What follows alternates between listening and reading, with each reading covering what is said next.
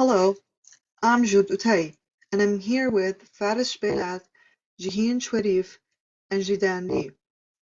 And in this video, we will be going over the research paper titled Heterogeneity and Dynamicity of Cloud at Scale, Google Trace Analysis. Before we get into the research paper, there are a few technical terms we have to explain.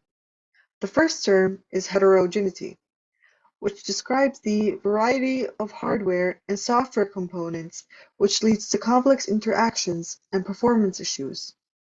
Dynamicity is cloud systems adapting to workload demands, making it challenging to manage them. And finally, Google Trace. It's a distributed tracing system that collects latency data from your applications and displays it in the Google Cloud Console.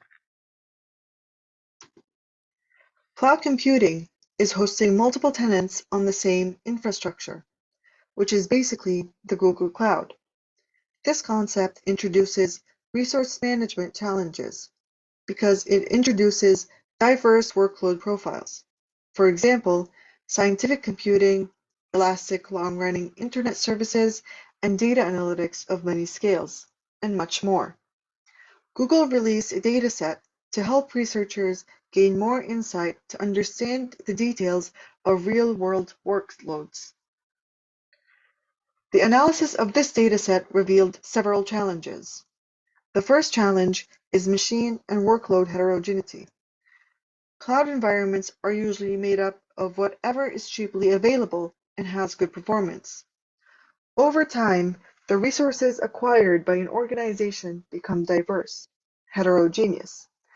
In addition, if the workload is split across multiple organizations, there is bound to be a variety of resource types.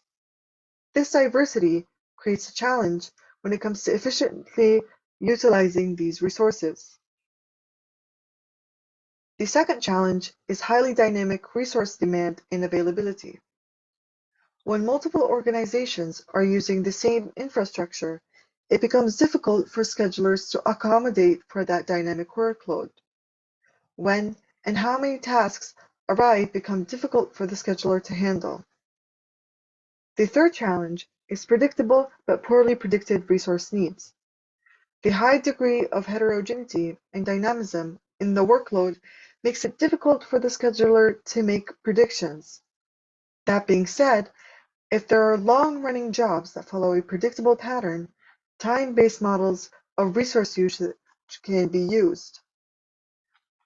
The fourth and final challenge is resource class preferences and constraints. Some tasks specify which type of machine they need to be run on.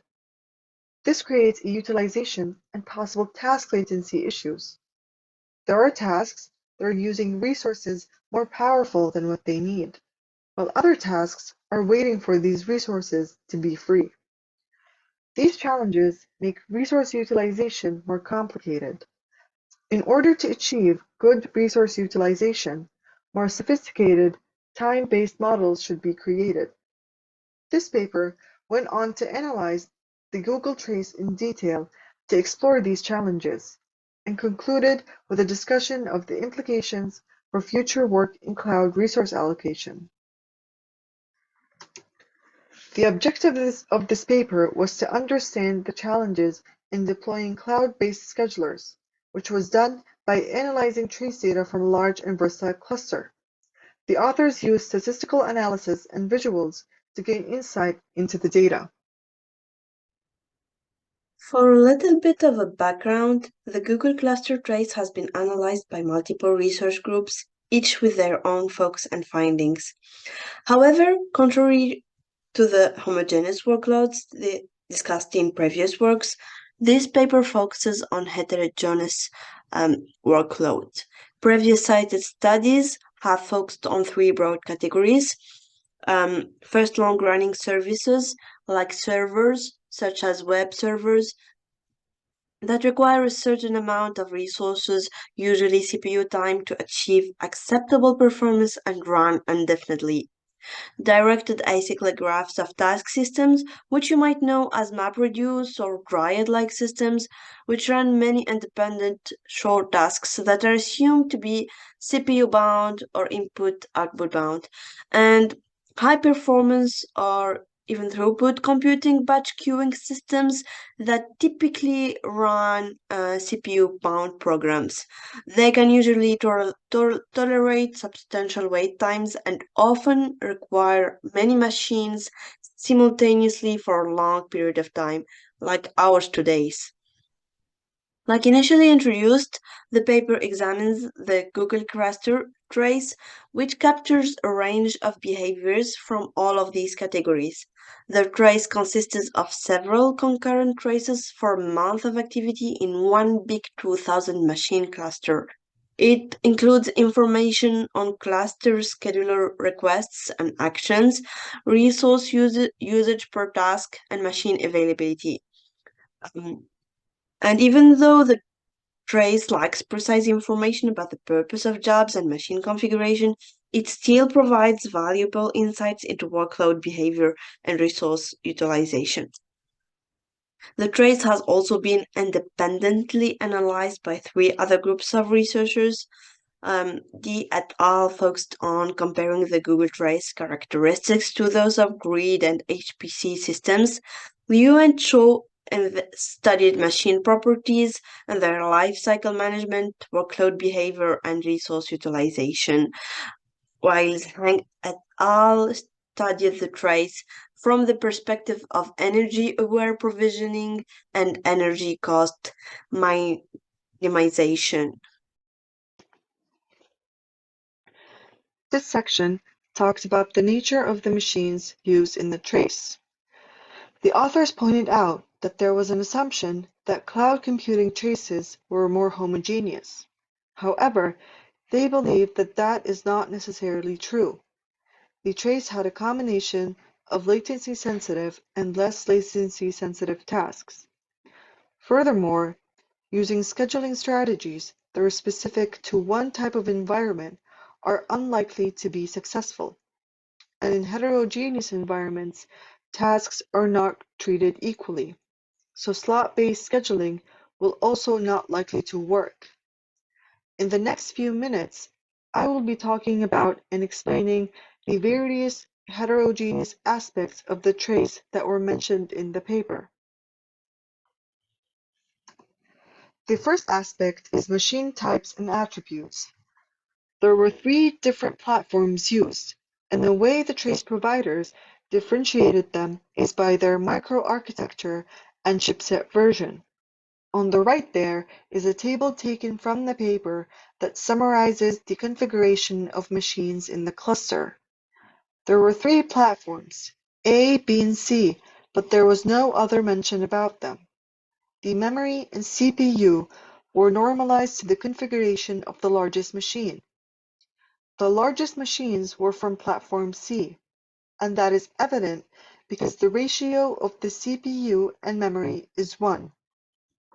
The machines used in the trace were not deliberately heterogeneous. According to the authors, the choice of machines were likely influenced by the cost of them and whatever seemed like a good choice at the time.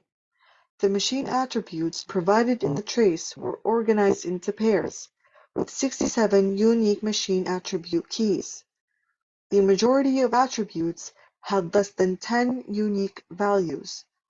According to the authors, the attribute with the largest amount of unique values is likely about the configuration and location information of the machine, and that was talked about more in detail in the later sections. The second aspect is workload types. To mark the different job types, there were 12 task priorities defined and 3 groups of tasks: production, middle, and gratis, with priorities 9 to 11, 2 to 8, and 0 to 1 respectively. Tasks with production priorities that were marked with latency sensitive should not be evicted due to over-allocation of machine resources. Moreover, tasks with gratis priorities were for users that were paying a lot less. Production tasks accounted for the largest amount of resource usage compared to all the other priorities. Their daily usage patterns were also the most consistent, and tasks with production priority included more long-duration jobs.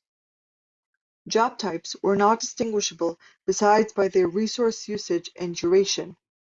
There was one attribute, scheduling class, that indicated how latency sensitive the task was, but not whether the job was long or short. The third aspect is job duration. The trace window was 1 month long. Jobs were cut off by the beginning or end of the trace were removed. They made up a small percentage of around 1%, and these typically lasted several days. The authors believe that the priorities were correlated with job types, because slicing the jobs by priority or scheduling class, which the trace providers say should reflect how latency sensitive a job is, revealed a similar heavy-tailed distribution shape with a large number of short jobs. The, the, the fourth aspect is task shapes. The resource requests made by users varied a lot. Some users chose very small resources, while others requested a lot of resources. None of the really small or really large resource requests were considered outliers, because these types of requests were made by a lot of users. This kind of variation between the task shapes was not previously found. The authors believed that the small resource requests were not supported by the machine, and it was unlikely that a commodity machine would have thousands of slots available to accommodate the larger requests. There was a large discrepancy between the resources requested versus what the user actually ended up using. In addition, the requests of CPU and memory sizes were weakly correlated. Requesting a large amount of CPU didn't mean the user also needed a lot of memory. The fourth and final aspect is distributions. The distribution of the job duration and total requested resources of jobs had a heavy tail distribution, and the data could not be fit into a power law distribution. Even after the authors only used jobs that began at the beginning of the trace and ended before the end of the trace window to remove bias, they were not able to fit the data into a power law distribution. As for the job and task parameters, they follow a discrete and unsmooth distribution, rendering it difficult to find a distribution that accurately fits. The authors recommended direct sampling to evaluate a scheduler targeting workloads due to the lack of a clear statistical fit. Hello, in this section, section 4, we are going to talk about the dynamicity of this trace, where the behavior of the Google trace is stated to change rapidly and unpredictably. Let's start by explaining the approach taken by the authors over here. The analysis of the paper has been split into two parts: hardware availability and task behavior. These two are crucial factors in which they determine how the scheduler acts. This makes its job more complex as these two factors are running concurrently. At first, the scheduler might assume that there are slow changes in the cluster state due to long-running services and the ability to make careful placement decisions. However, since we have mixed workload in a dynamic environment, such as the one in this trace, it violates these assumptions. So we have short jobs, long jobs, going back and forth. Since the mixed workload is the reason behind the violation, we can see that the scheduler needs to make frequent task placement decisions. The authors also notice that most of these requests come from the short jobs that require quick processing, and this ensures the violation as well. This subsection talks about machine churn, in which previous state studies neglected downtimes, as it was assumed that they occur at a similar to hardware failure rate, which is negligible in their point of view. But this analysis showed that the unavailability of machines occurs more frequently. If we can see the downtime statistics of this trace, we can see that about 40% of the machines are unavailable to the scheduler at least once, which is a significant number. Moreover, the rate of unavailability corresponds to about 9.7 losses of availability per machine per year, which is much higher than expected. Moving on to the next slide, we can see that the causes of the downtime is suspectedly maintenance, but there is no solid proof for that. Although the downtimes last less than 30 minutes, which makes sense in my opinion. There are some indications of space-correlated downtime as well, which means that multiple machines in close proximity to each other are going down at the same time. However, these elements do not account for majority of machine downtimes in this trace. If we look at the statistics, despite the frequent downtimes, the cluster still maintains a high level of availability. At no point in this trace, it appears that less than 98% of machines are available, which is a very high number. Over 95% of the time, more than 99% of the machines are available, which is impressive given the high rate of downtimes.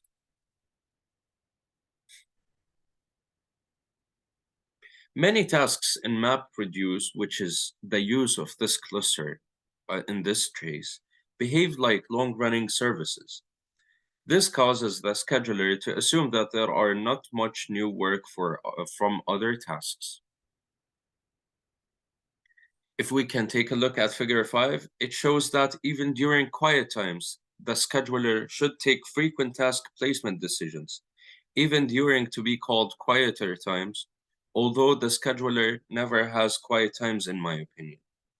You can see that the rescheduling is almost a scaled version of the new tasks graph, which means whenever a new task comes into place, it requires almost about 3 to 4 times of rescheduling for it.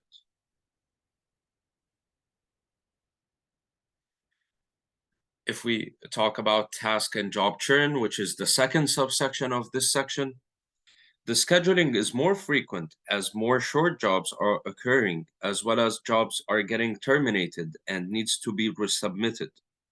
We call this resubmission. These resubmissions account for almost half of the task submissions. If we talk more about the resubmissions and dig deep into this part, I really hope you guys know the game called Among Us, because I use their theme to explain it in a nicer way for everyone to understand it. In the resubmission causes, we can see that the causes of these resubmissions are tasks who repeatedly fail. There are also evictions due to tasks with higher priority that needed to run. Software failures and tasks being restarted to change their configuration as well is also a common cause, but they're also a cause, but they are not that common, pardon me. If we take a look at crash loops, which is a dilemma caused by the resubmissions in which tasks repeatedly fail deterministically and get resubmitted over and over again. Usually, these are tasks run under testing and development and so and so. For the small jobs, which is another reason that we're going to talk about the task and job churn, the small jobs description in this trace is that they request small amount of machine resources and run for several minutes. And we can see that through the statistics that state that 75% of jobs are single tasks with 5% of machine resources requested. Small jobs are frequent, as previously mentioned, which makes the scheduler busy 24/7. Noting that if there was any prevalence of inter-arriving small jobs, this might indicate that they all belong to the same logical problem. And finally, for evictions in this subsection, we can see that tasks might get evicted to reasons of machine availability and priority, with 4.5 million tasks recorded to be evicted in this trace.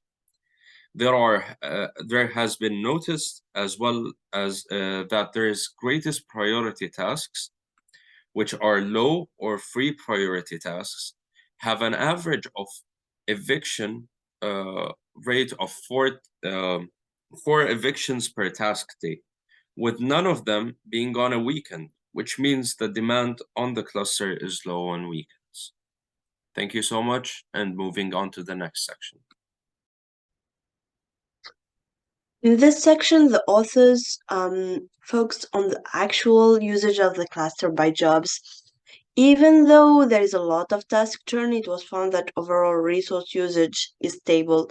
The main takeout from this investigation is that the stability predicts resource usage more accurately than resource requests. Looking first into usage overview, the researchers evaluated utilization based on resource consumption and allocations, as presented in this figure now, with the moving hourly average of CPUs on top and the memories is at the bottom, showing the utilization of each on the left and the resource requests on the right. They found that in terms of allocations, the cluster was heavily booked at any time unit, accounting for 80% of the memory versus more than 100% of the CPU, but the actual overall usage was lower over 1 hour windows, estimated around 50% of the memory versus 60% of the CPU. The authors also noted that given that the provided trace was presented into a 5-minute sampling interval, to determine the actual utilization more accurately, the average CPU and memory usage was in fact weighted by the measurement's length. And for the same reasons, the kernel managed memory usage was as well included in memory usage measurements. Moving on to usage stability, it was shown that when tasks run for several hours, the resource usage is generally stable. Like it's shown in the figure on the right, where the cumulative distribution function of changes in average task utilization between 2 consecutive hours is weighted by task duration, and where tasks which do not run in consecutive hours have been excluded. This phenomenon can be explained by physical memory usage rather than the actual memory pressure, because large changes in CPU or memory usage may not affect the ability to fit new tasks on a machine. Actually, a simple strategy for determining whether tasks fit on a machine was to examine what resources are currently available on each machine and predict how much machine usage changes. And because most tasks only last a few minutes, this usually predicts machine utilization well on time scales of minutes, like shown in the figure on the left. Longer running tasks may necessitate more planning, but their resource usage is similar to that of other longer running tasks. The study also examines the challenge of forecasting resource availability based on previous usage, specifically highlighting the issue of frequent tasks start and stop. However, the large number of short tasks does not have a significant effect on overall utilization. The figure up here demonstrates that ignoring tasks starting or stopping within 5 minutes has minimal impact, and the figure down here indicates that jobs of less than 2 hours constitute less than 10% of aggregate utilization. despite representing over 95% of the jobs.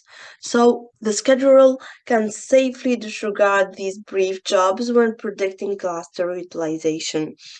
It is worth noting, though, that some users run long jobs with 615 out of 925 users, approximately 60% of them submitting at least one job that runs over 24 hours, and the remaining 310 doing so outside of gratis priorities, which are um, which basically means that this larger portion of users are running long jobs that last over 24 hours outside of these priority access systems. Another topic of interest for the authors were the resource requests. They actually investigated the accuracy of resource requests in a system based on actual usage. They suggest that manual specification of requests may lead to requests that do not reflect actual usage. So they proposed a method for estimating appropriate resource request by using the 99th percentile of actual usage.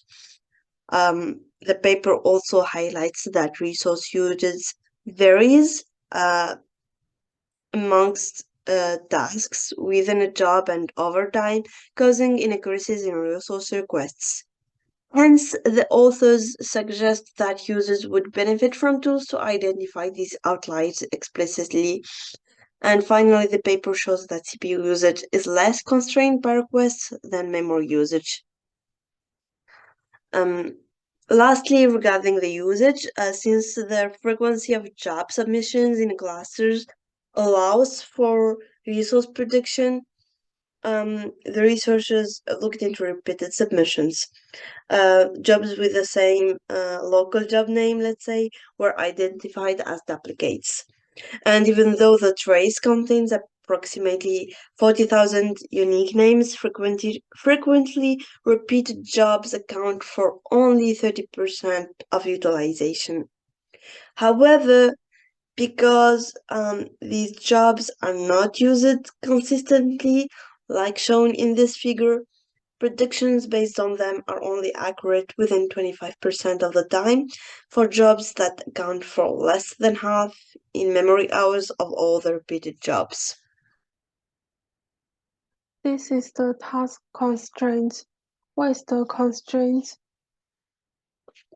In the context of task scheduling and resource allocation, a constraint is any specification or requirement from the user that restricts or influence the replacement of a task. These constraints are challenging for the scheduler because it may leave the free but unavailable machine resources to the scheduler. Constraint is divided into two parts. One is hard constraints and the other is soft constraints. What is the hard constraints? Hard constraints are restrictions or requirements that must be met in order to find a feasible solution for a resource allocation. If we use the hard constraints, the space of possible resource assignment is divided into feasible and non-feasible solution.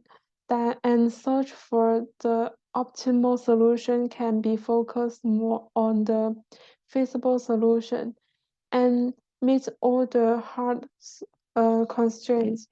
What is the soft constraints? Soft constraints represent a preference gradient over the numbers of the solution space, allowing for some degree of flexibility in a final allocation of resources.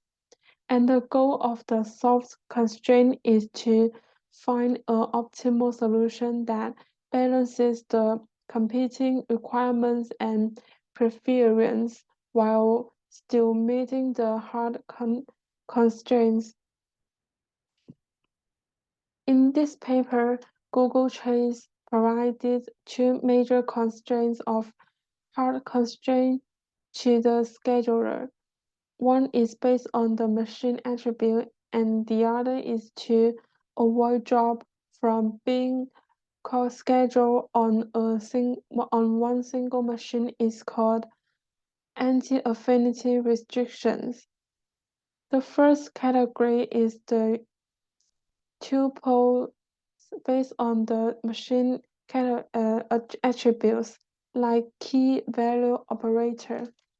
So how this tuple as the constraint work when the operator used in the trace match the machine attribute, then the machine can use for the task. According to the table, we can see that the sum of the unique constraint is just 17. So we can find that the number of unique tuple is small. That is, we cannot find a specific machine not only based on the tuples. It is rare for machine attributes to have a unique tuples. In the second category is the anti-affinity constraints. The anti-affinity constraint is a type of constraint that specifies that two tasks or virtual machines should not be co-located on the same physical machine. The advantage of anti-affinity constraints is that it can ensure that tasks are distributed across the available machines rather than being concentrated on one single machine. So it is often used in task scheduling and resource allocation.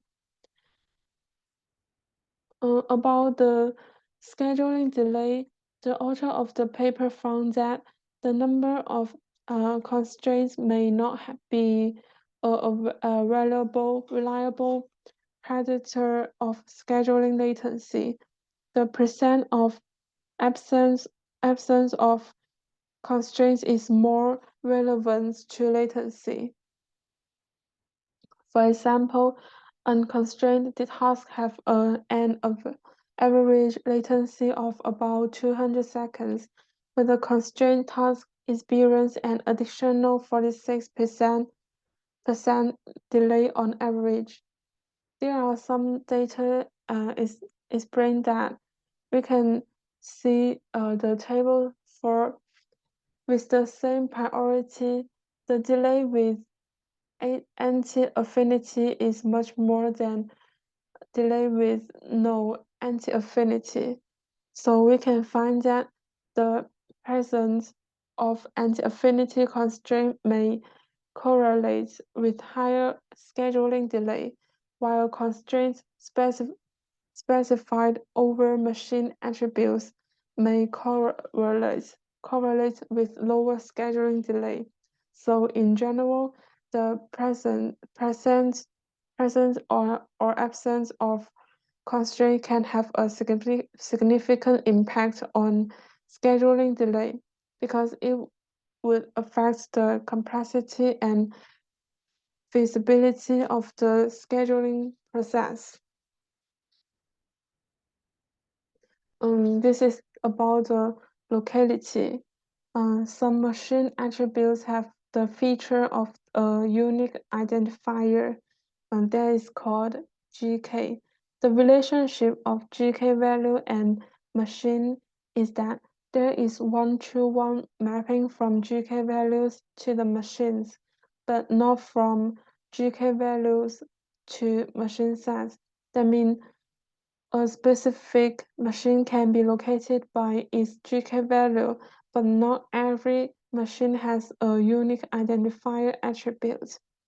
So the GK attribute is used as a machine location identifier, and it is referred to as a locality constraint. So what is the advantage of the locality GK value?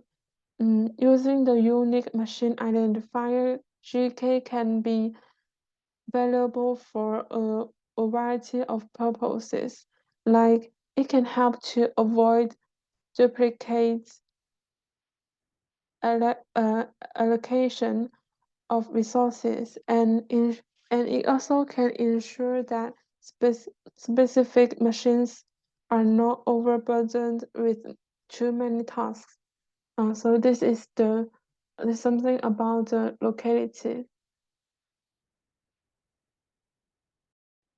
For the conclusion, many lessons can be taken into consideration, but the main ones are that after analyzing the data, many challenges were discovered, such as the mixed workload. This requires a new scheduler. The resources and tasks performed by heterogeneity vary widely. Some tasks are also constrained, which amplifies the effect of heterogeneity. Moving on, the workload is extremely dynamic. Therefore, rapid scheduling is essential. And lastly, long-running tasks have reasonably consistent resource utilization rate, which can aid the adaptive resource scheduler. Thank you. As a final addition to our presentation, we would like to share our feedback and critique regarding the paper. We think that the authors did well in providing a clear and detailed explanation of the various heterogeneous aspects of the Google Trace dataset. They had a detailed analysis of the highly dynamic nature of the Google cluster, including both the hardware availability to the scheduler and the behavior of tasks. They gave clear explanations of the machine and task churn in the cluster, and they highlighted the issue regarding task resubmissions and crash loops, which can have a significant impact on the performance of the scheduler. The paper also gave us great insights into the challenges faced by schedulers targeting workloads of long running services, as well as challenges posed by mixed workloads of shorter tasks. We also appreciated the in depth analysis of resource usage predictability and the clear and detailed explanation of the task constraints and the affinity constraints present in the Google Cluster Trace data. Overall, relevant data was presented throughout the article, such as tables and figures, to support the presented claims, and that is always a nice thing to have for the understanding of the readers in a scientific paper. However, we deem that a few improvements could be made. For example, it came to our attention that when discussing the machine types for heterogeneity analysis, the authors did not specify any details about the microarchitecture and the chipset version, as well as the three different platforms used and their differences. When discussing the heavy tail distribution of job durations and total requested resources of jobs, they did not go in depth to explain what this means or why is it important. When discussing the variation in resources requested by the users, they did not truly provide any suggestions on how this could be addressed in future research. Finally, when discussing the dynamics of resource utilization in the cluster, further research should have been considered, such as investigating the causes of missing usage records and finding ways to mitigate the impact, extending the analysis to include the effect of different types of jobs and users on resource utilization for a better understanding of the heterogeneity in usage patterns, and finally comparing the performance of alternative methods of forecasting resource utilization, for example, machine learning based models, and compare them to the current methods used in this paper. Overall, the main potential improvement could be to provide more information about the limitations and the potential biases of the data used in the analysis. For example, the authors could discuss how representative the data is of other large-scale computing environments and how the results of the analysis might differ in different contexts. They could also provide more information about how the data was collected and processed to ensure the accuracy and reliability of the results. That's it for our paper. Thank you for watching and for listening to us.